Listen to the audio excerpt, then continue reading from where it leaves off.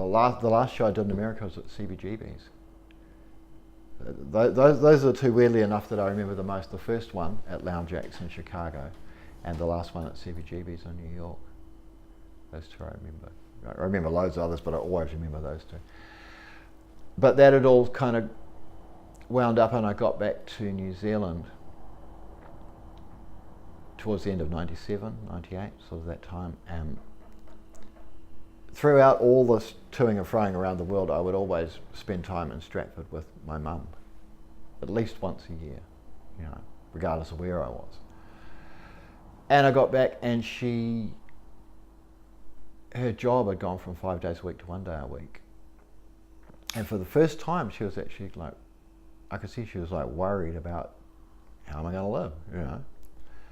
And I'd always thought, as I did all this traveling, because my mum and my grandparents were like really supportive of me and Graham, right through our 20s especially during this kind of punishment when we weren't playing live or anything either. Like, so we're on the dole, writing music, recording it on a 4-track.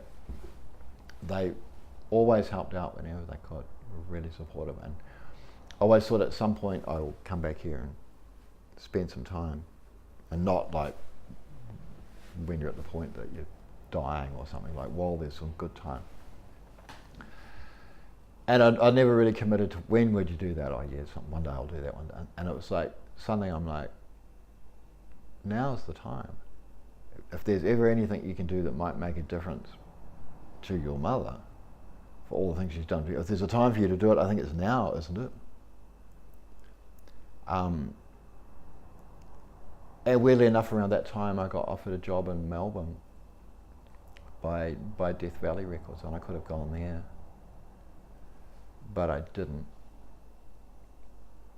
And I ended up getting a sort of part-time job down at the high school, Stratford High School, not teaching music at that point.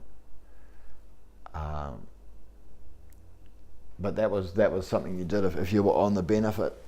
My mum was working 1 day a week, I was working about 3 days a week. We were both getting some sort of income support thing, and between us there was enough to live on.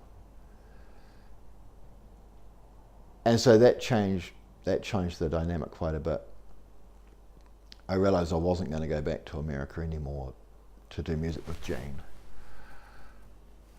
Even though we recorded a third 2 Foot Flame album, she wasn't interested in Matador putting it out if we wouldn't tour it, and I wasn't interested in putting it out if I had to tour.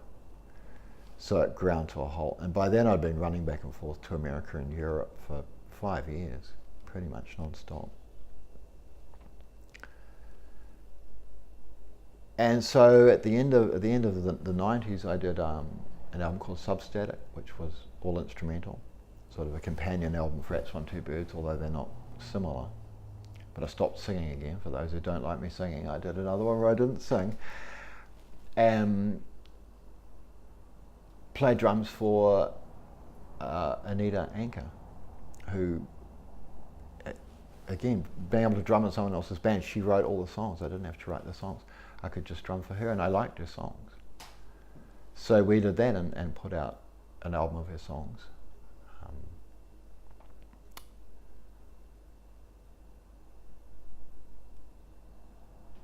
And then I did one more of my own, closed circuit, the last one, and when I did that I knew it was going to be the last one, hence the name of it.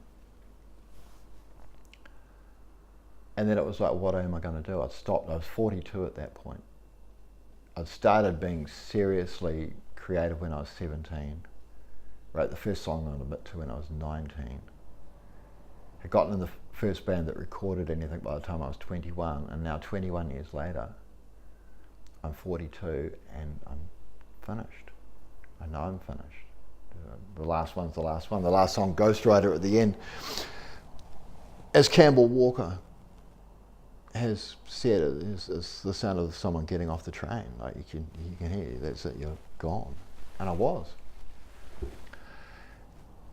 And ever since I was 17, I'd never had to decide what I was going to do.